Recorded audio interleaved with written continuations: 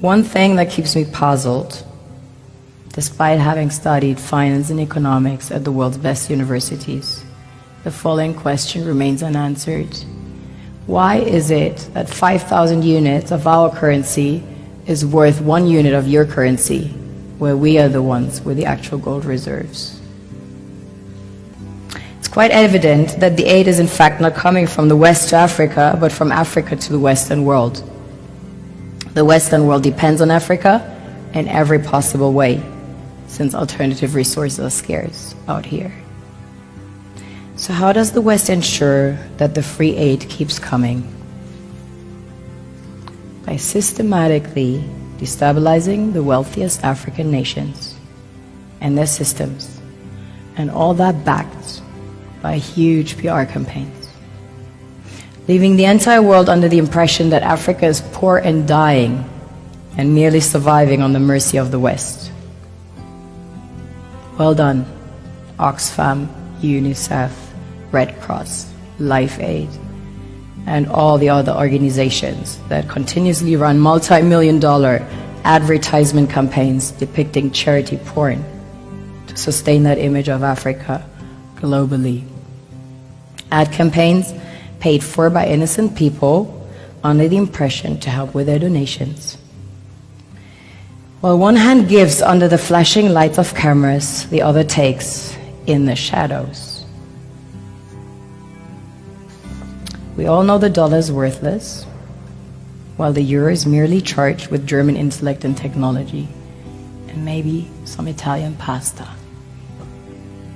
How can one expect donations from nations that have so little? It's super sweet of you to come with your colored paper in exchange for our gold and diamonds. But instead, you should come empty-handed, filled with integrity and honor. We want to share with you our wealth and invite you to share with us. The perception is that a healthy and striving Africa would not disperse its resources as freely and cheaply, which is logical.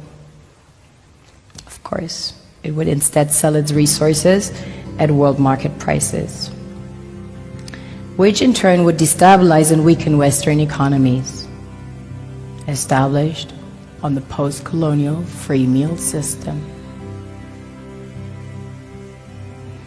Last year, the IMF reports that 6 out of 10 of the world's fastest growing economies are in Africa, measured by their GDP growth.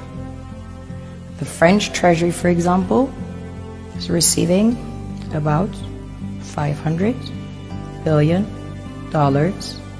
year in, year out, foreign exchange reserves from African countries based on colonial debt they forced them to pay.